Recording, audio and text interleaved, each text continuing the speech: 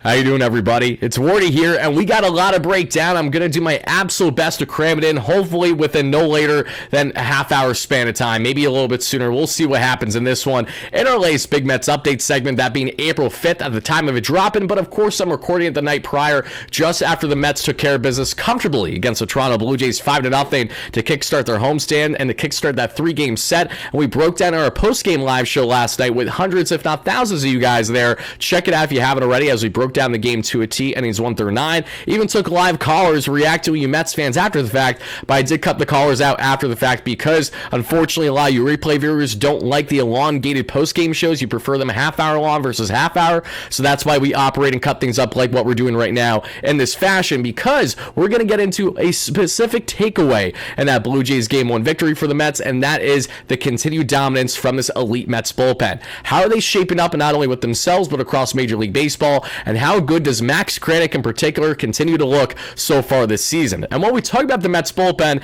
it's impossible not to bring up Denyi Nunez, because we know he is a pivotal piece of the puzzle. So the big question is, what is happening with Nunez in Syracuse right now? When can we expect him to return? And ultimately, what will be the corresponding move when he returns to this Mets bullpen in the coming days? That is what we're going to have a heavy discussion on as well, including the Mets health updates, not just as much for Nunez, but more so for guys in Francisco Alvarez, Jeff McNeil, and Mr. Paul Blackburn. We're going to hear from Carlos Mendoza here shortly, as well as we're going to share some clips with Juan Soto, Pete Alonso, Max Kranick, key takeaways from their post-game presser this past night. And to wrap up the show, we're going to do a complete prospect breakdown, going through the farm, starting with Port St. Lucie and working all the way up to see how they have fared in their respective games over the past 24 to 48 hours. Thank you guys kindly for smashing that like and subscribe button on your way in. Let me know all your key takeaways in the comments down below, everybody. And shout out to our amazing sponsor at BetUS TV that has you covered with all the latest picks and odds. And as you guys can see here, folks, they have something very interesting with their ML MVP odds.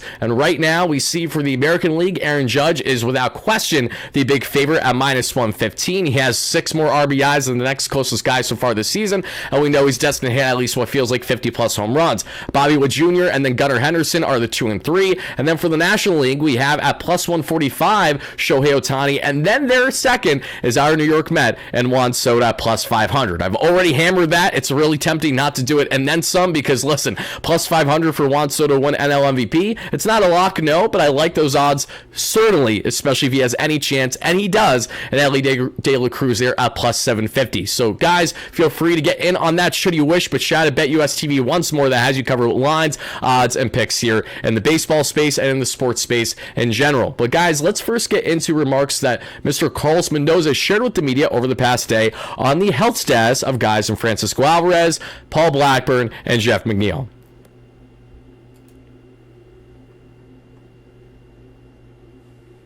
Injured guys here, the IL guys, are they just here for the day, or are some of them going to continue their rehab with the team? Yeah, a little bit of both. We wanted them to be here for the intros, but also they're doing a lot of baseball activity. I haven't seen Alvi, but he's scheduled to catch a bullpen today already. I think he's catching Senga. I saw McNeil. He's already, hitting a machine in the cages. St. Alvi's doing, I think he's scheduled to hit BP in the cages today, like already swinging the bat.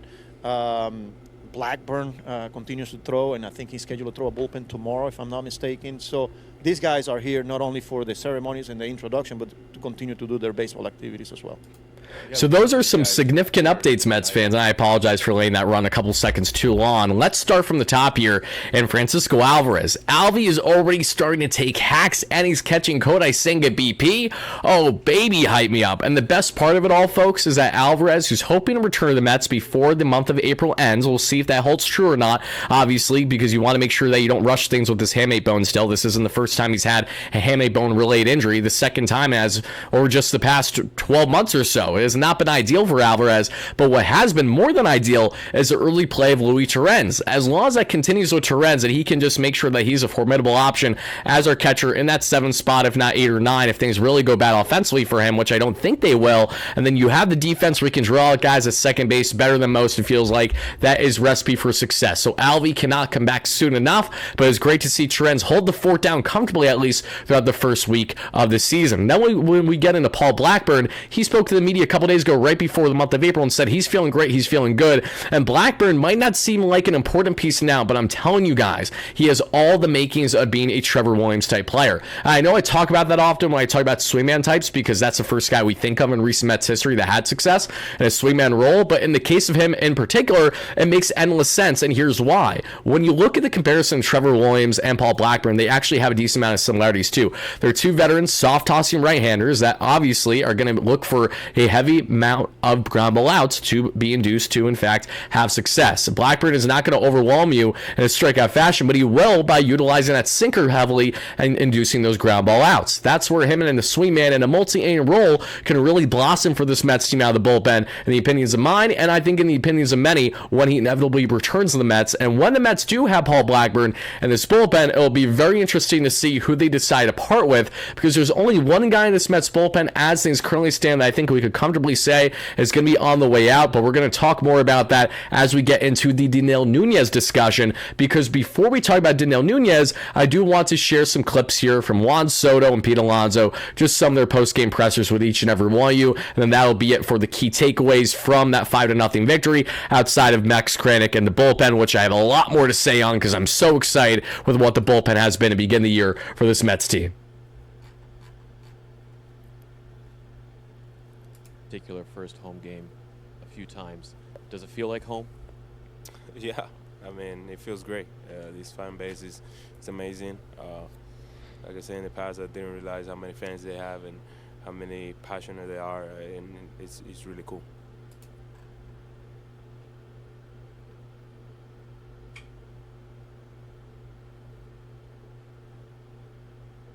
Pete, were these the kinds of moments that you envisioned when you were deciding whether to come back or not, that whole process? Like, and is there an alternate reality that you can think of, like, man, it almost didn't happen? Honestly, the envisioning coming back, I mean, for me, it was just all about winning. And for me, like, knowing the culture here, knowing the guys, knowing the camaraderie, you need a great combination of talent, hard work, and chemistry. And obviously this place is familiar. Love it here. Love playing at City. Love being in New York. And it checks all those boxes for me. And for me, is the best option. And it's just such an easy decision to come back. Very happy to have Alonso back in Queens. He's pumped up to be back in Queens. And folks, if his performance to kickstart the season isn't indicative of that enough, I don't know what is. I mean, another game, another day, and another opposite field home run for the Polar Bear and Pete Alonso. And the most notable thing for Pete, and I've reiterated this in my post-game content, so I know that you're going to be hearing this a lot, but it holds true. Guys, I have been preaching to the choir. I've been preaching to Pete Alonso in particular for the past 2 seasons now to get back to his 2022 approach. And folks, we're seeing more and more of that than we have since the 2022 season. This is a continuation of what we saw in spring. He's hitting for all fields. He's taking very good quality selective at-bats. He's grinding out at-bats. He's not chasing the slider down and away nearly as much. And the fact that he poked that, which was a complete fastball out of the zone oppo the way that it did, has guys like Gary Cohen on the broadcast thinking juice baseballs are back. And I don't think Gary's completely wrong. There's definitely been an uptick in offense for the most part to begin the season across the board, I've noticed. So that's something we'll talk about more at a later date. But for now, let's just appreciate what has been going right for someone like Alonso so far this season. Not only was it a great grand salami that he had in Game 1 against the Miami Marlins, 10-4, but then the most impressive game yet, more impressive than any regular season game he had last season, in my opinion, and the way he took his quality at bats. And I don't care that he played the Marlins. It's still important because then we see him beat up on the Blue Jays like this. He's going to do it against everybody this year. I have the utmost confidence that Alonso will, but to hit a game-tying dead center 4-4 bomb, a 3-run dinger,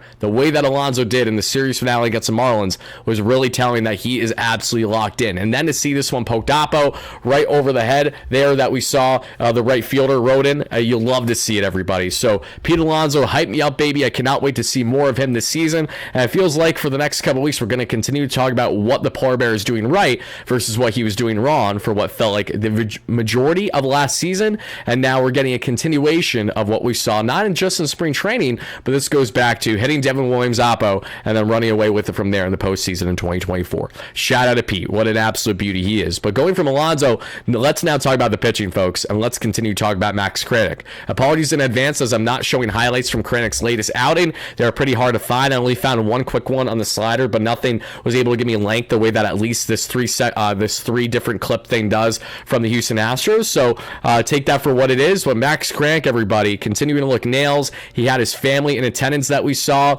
Absolutely roaring for him, rightfully so there for his Citi Field debut. This was Max Kranick's first home opener that he's ever been a part of, as someone that attended a lot of games growing up as a fan living in the Scranton, Pennsylvania area. And Kranick, who again grew up a diehard Mets fan, very happy to be here. He is absolutely looking locked in to begin the season, to say the least. But now to give us 5.2 scoreless innings, everybody, just to give you the perfect context here, Max Kranick has faced 18 batters so far this season. He has retired 17 of those 18 batters, or it's 16 of the 17. It's one of the two. Regardless, it's ridiculous. And Max Kranick has been on another level to start the season. The fastball has been looking good, sitting 94, 95, 96 plus on the gun. The off-speed and breaking pitches have worked in his favor. He's really utilized well facing righties versus lefties. And I appreciate that in his latest outing, where he just went too shutty for the Mets this past night in their 5-0 victory, that he did not throw a sweeper to a left-handed batter. So I love the fact that he's being selected, making sure that he's not handing his pitches there.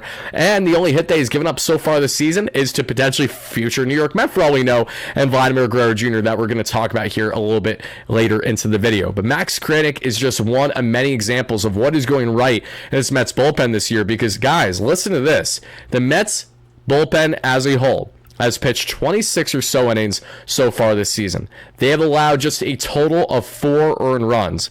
They were in the top 3 per Fangraphs and bullpen across Major League Baseball entering this game against the Toronto Blue Jays. Now, they're not only top 3, but they might be top 2 now with not only their bullpen ERA, but just collectively how good that they have looked.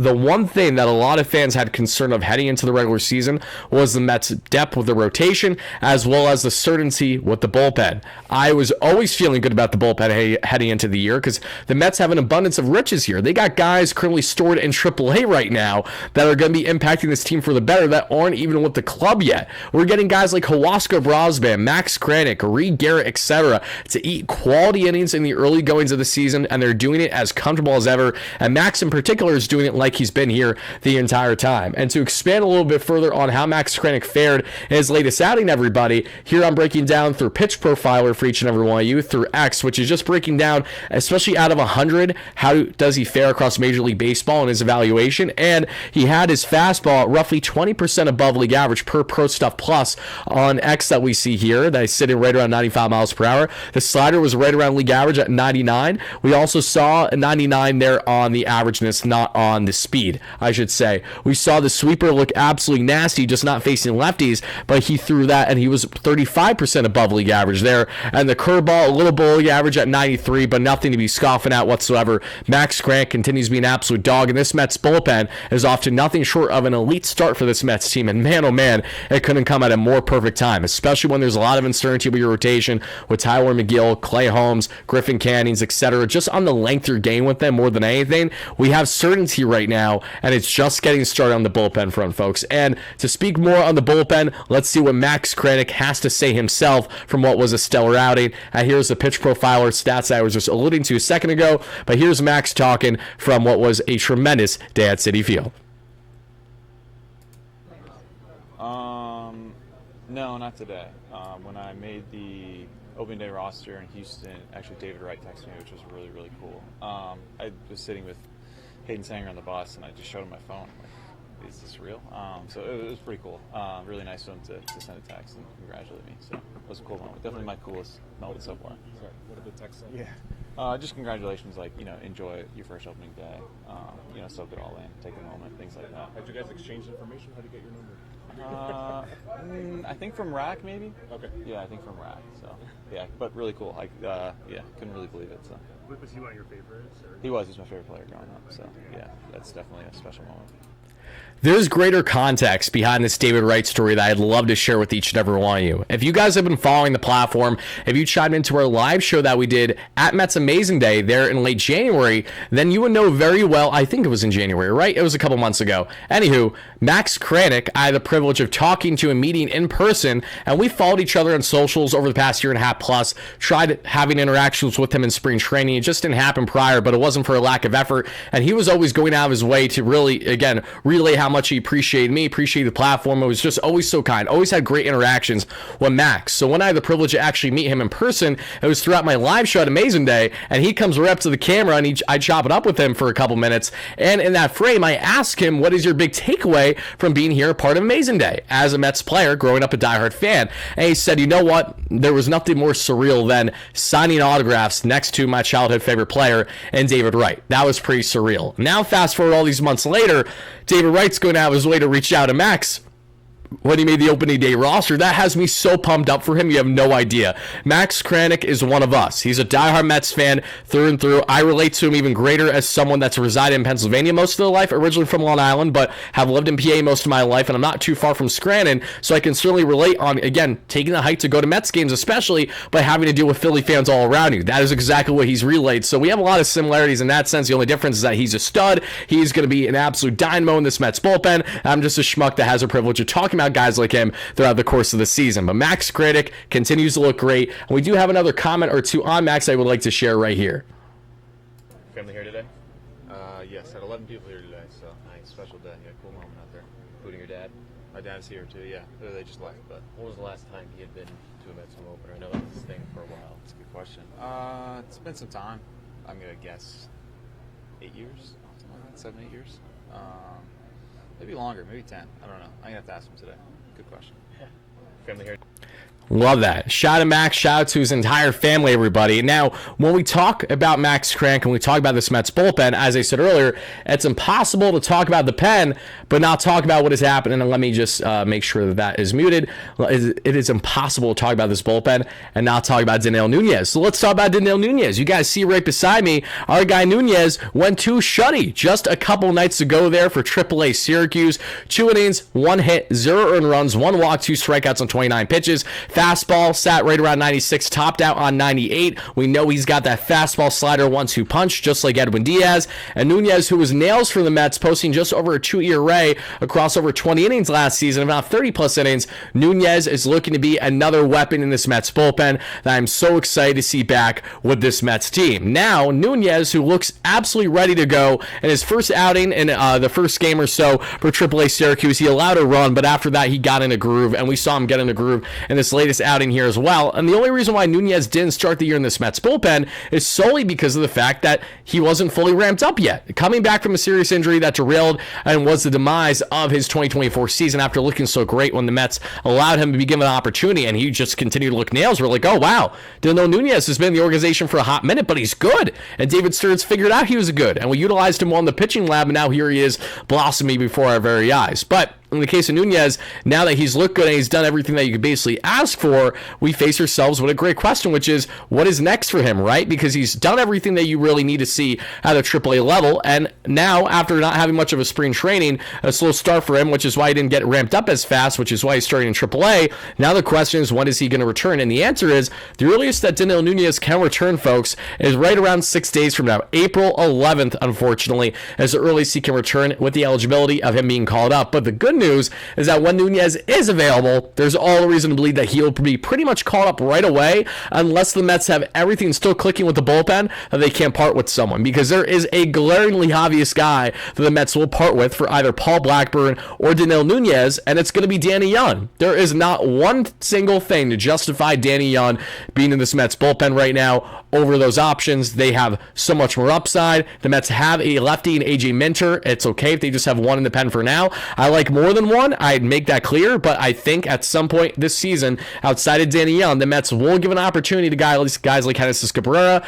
as well as to a much lesser degree, it'll really be if everything goes right for him in AAA, and Anthony Gose. But his Genesis Cabrera pitched like right around 70 innings for the Blue Jays last year and was solid in doing so. Not a guy that's going to strike out guys at a great clip, but he has velocity, has a multi-pitch mix for sure, has 4+ pitches that he's thrown at you, and I think he brings enough of a difference between himself and Denyi Nunez, where he's not as much a soft tossing lefty as he is like an average lefty that can go out and eat innings for you. Whereas Denyi Nunez, if he doesn't have things working, he starts to walk everyone their mother, and it becomes a great problem. Not that Cabrera hasn't had walk issues in the past, because he has, but still, I fully expect the Mets to give a leash to pretty much everyone that's in the farm right now in AAA that is expected to be part of them at some point that look good in spring training. So between himself, Tyler Zuber, another key arm that's looked great so far in AAA for the most part, and we're going to get into his latest outings in a couple minutes when we get to the prospect reports, but we also have to talk about Nunez being this guy where you look at this bullpen, him for Denyi Nunez feels like the perfect swap, whereas there really isn't anyone else as things currently stand. Again, as it stands at the time of recording this right now, that make most sense to be in this Mets bullpen. So a good problem to have if you're the Mets, because you got Tyler Zuber right now, you got Rico Garcia, who I definitely think will be impacting the Mets to a degree at some point this year, and then you have the guys in Denyi Nunez that we just referred to, and some others that are currently being stashed and stored that are, fringe MLB players that might have more upside because of the lab that the Mets are actively working with. But guys, let's go on from talking about Denyi Nunez to getting on to a topic that I think a lot of you guys are going to enjoy. Some of you guys might not care for because of the time of year that we're in, and I get that. But let's talk about Vladimir Guerrero Jr., and let's get into what happened with him over the past day, at least through Game 1 against the New York Mets. Because not only did we see Vladimir Guerrero Jr. go out of his way to be chopping up with the boys, obviously, and his guy Juan Soto. For those that don't know, Juan Soto and Vladdy, if I'm not mistaken, were on Team Dominican Republic together that we saw in the World Baseball Classic a year and a half ago. Jose Siri and Starling Marte. We just have the 4 Dominican brothers right here, and I love that. And another thing that I love is that we saw Vladdy chopping up earlier in the game before that even happened. Let me go down here to show each and every one of you. Let's get this pulled up, and we see him chopping up with Alonso and Lindor. So again, it's not just like it's got to be his boys from the DR. It's everyone for the most part that is of star status or is of any status with the Mets he was chopping up with. He had a nice little couple-minute conversation with Alonso, and then here he is chopping up with Lindor and kind of poking some fun with him towards the end too. Not sure what they were talking about, but you can see that Vladdy's comfortable. He looks good, and a guy that very well could be in a Mets uniform depending on what happens this season with Alonso, what the Mets decide to do, because there is a world that the Mets could have both Vladimir Guerrero Jr. and Pete Alonso on this roster for 2026. Am I saying it's likely? No. But is it a world? Can it happen? Yes. And do I firmly believe that the Mets will have at minimum one of them next season locked down for a decent amount of years? Yes. I will be beyond shocked if both Pete Alonso and Vladimir Guerrero Jr. are not in Mets uniforms to begin the 2026 season. But when we talk about Vladdy, let's also get into the great standing note that he actually had from the Mets fans himself as they were doing their player introductions. And this is what Vladimir Guerrero Jr. had to say when that transpired.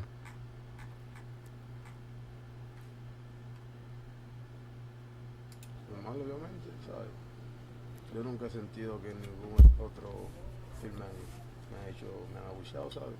Todo el tiempo ha sido querido en todos los estadios. To be honest with you, that's normal for me. I mean, like, I never have been, like, booed in other stadium. Everybody always has been nice to me everywhere I go.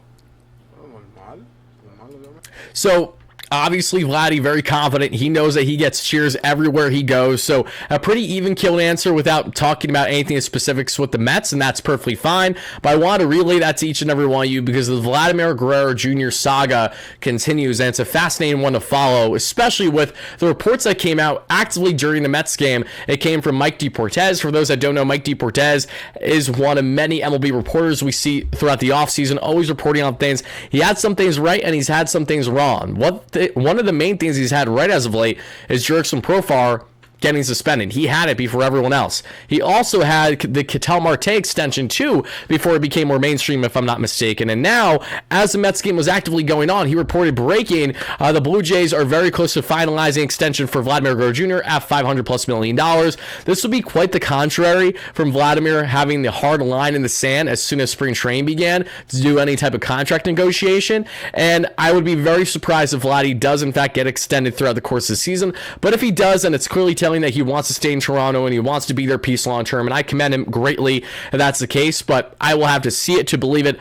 Until then, I'm fully under the belief that Vladdy will continue to be up for grabs by the offseason, if not the trade deadline, should everything go awry for the Toronto Blue Jays this year. I don't wish that for them or their fans, but I do hope that they get their teeth kicked in for the remainder of the series against my Mets for obvious reasons. Nothing personal, just the reality of fandom. But let's get into now, folks, last but not least, some stuff that I think is also important, and that has to do with the prospect updates. So I'm going to just fill you in on the prospect updates because we don't have endless highlight examples for all these going from low A all the way up to Syracuse. So let me start here with the Syracuse Mets and work my way up, because the Syracuse Mets did drop their first game of the season 0-1. Drew Gilbert, who's batting leadoff, as Drew has to work himself back up to AAA Syracuse, as he was injured pretty much what feels like all of last year that we saw with the hamstring injury. But Gilbert went 1 for 5 with a pair of strikeouts. Jesus Baez didn't have a hit, and that's unfortunate. Baez is an absolute masher. The guy has more power than pretty much everyone in the minors for the Mets outside of someone like Ryan Clifford. We have Schwartz there, who went 0 for 2. Again, barely anyone hit.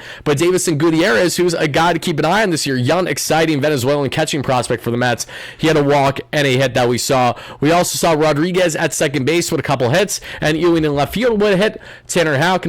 Colin Houck, the former first-round pick by the Mets, who is not looking great for his first full year in the pros. Didn't look great there, 0 for 4. Pitching-wise, let's see if anyone stands out. Nothing too noticeable that we saw in for Port St. Lucie. So now as we get on to the other matchup, which is the Brooklyn Cyclones, a lot of key takeaways for Brooklyn, I can tell you that much. And it starts with our guy, Boston Barrow, who looks like he might be the next key standout on the prospect end to really blossom this year in the minor leagues. Barrow, who is leading off at shortstop, didn't record a hit, but did have an RBI and a walk. Carson Bench had a great game. He had a double off the wall opposite field there. Former first-round pick from this past year for the Mets, batting DH with 2 runs scored and 3 walks. I think Carson Bench is going to fly through the minors this year, but we'll see what happens. Then we have Jacob Reimer there at third base with a 2 for 5 day with 3 RBIs, including a triple. Serrano went 0 for 4 there in center field.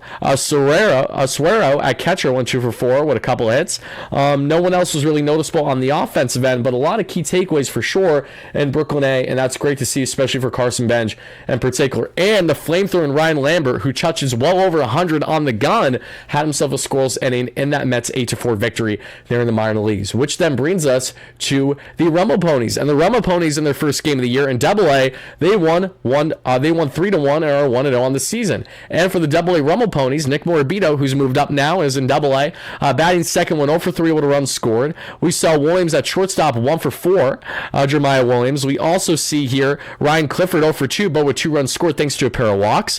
LaRusso, that was at DH, 1 for 4 with a pair of RBIs. Kevin Parada 0 for 4, don't like to see that. Alex Ramirez, though, 2 for 4 with an RBI. It's nice to see. Let's see if Ramirez could actually make a jump to Syracuse this year. Can he make that happen, or is he going to be stuck in this purgatory as a guy that really isn't going to go anywhere? We'll see. De Los Santos in left field had himself an 0 for 3 day as well. Pitching-wise, Jack Weniger looked really good, and he's the guy to keep an eye on pitching-wise for the Mets this year, among many others. 5 shutty, 2 hits, 2 walks, 7 strikeouts. Looked brilliant. Joander Suarez had himself a scoreless 1.1 inning and a walk. Trey McCaughlin, who I like a lot, who's a former pick by the Mets over the past couple of years, 1.2 scoreless innings. And Shook had himself a scoreless inning as well on the earned run front, but he did allow 1 unearned run. That was probably because of a defensive miscue. So great stuff there from the Rumble Ponies. And then from the Syracuse Mets, not so great. Let's actually start with the game that happened 2 days ago at the time of recording this one or so. They lost 5-1 against the Row Riders, the Yankees affiliate, if I'm not mistaken, facing Dom Smith, funny enough, Mets legend, if you know, you know. But out of those games, Jose Oscar won 2 for 4 that we saw. Celestino in right field won 2 for 4 with an RBI. And pitching-wise, unfortunately, Blade Tidwell did not fare nearly as well as his first start this year, where he won 5 strong innings against a really good Red Sox affiliate, headlined by Marcelo Mayer. However, this time, not so much. Blade Tidwell gave up 4 earned runs in just 3.1 innings, 3 walks, 4 strikeouts. Walks killed him again, and he was leaving too much over the hard plate. Tyler Zuber, though, looking like a dog, 1.2 scoreless innings. Dino Nunez with the 2 shutty that we talked about. Hasses Cabrera allowed 1 earned run and 0.2 innings, sadly, and Herget won 1.1 shutty in that loss. And then Syracuse lost again here. They're 2-4 already on the season. Lost big time this time to the Yankees affiliate. Dom Smith did not record a hit, funny enough. He went over 5 in that game. But for the Mets, Donovan Walton went 2 for 5 that we saw. Billy McKinney 1 for 4. Mets legend with an RBI. Luke Ritter 1 for 2 with a run scored and a pair of walks. And Chris Williams at catcher 1 for 4 with a run scored. And Castillo at shortstop 1 for 4 with an RBI. Justin Hageman, who's being stretched out as a starter, another rough outing. He has yet to look good so far this year in Syracuse. The first was 3+ innings of relief, but he gave up 4 or 5 earned runs against the Boston Red Sox affiliate. Now Hageman 4.2 innings. Allowed 2 earned runs, 2 walks, 5 strikeouts. So not terrible, but definitely not great. You want to see if you can get a little bit more length out of him and Hageman, but a step in the right direction versus his first outing. Sean Reed-Foley, now looking great. 0.1 inning, gave up a hit, 2 earned runs, and walked everyone their mother. He walked 4 batters in 0.1 inning. Yeah, not great for Sean getting his feet wet this season. Rico Garcia, who I like quite a bit, did in fact strike out 3 and 1.1 innings, allowed 1 earned run and 1 walk, so not bad. Grant Hartwig, though, got absolutely rocked. 0.1 innings, 4 hits, 5 runs, 2 earned runs, so 5 total runs. 2 of them were earned, however, 0 walks and 1 strikeout. And Gieber, 2.1 innings of 2 earned run ball with 3 strikeouts. So that does it for the prospect update, everybody. I would love to hear all your thoughts in the comments down below on your key takeaways from everything we broke down, from the key health updates for Alvarez, McNeil, Blackburn, the Vladdy news, what's going on with him, Denyi Nunez, Max Kranick, and this absolutely elite bullpen, prospects, and so much more, everybody. I hope you enjoyed the coverage. Be on the lookout for our post-game show live directly after, hopefully, a series victory against the Toronto Blue Jays later on this evening at the time of this video coming out. Thank you guys again, and as always, no matter what, let's go Mets, oh my goodness. Let's go Mets, baby. Peace out. Sorry for the tongue tie, but we're not cutting it out. We're going straight shooting this thing today. See you guys next time.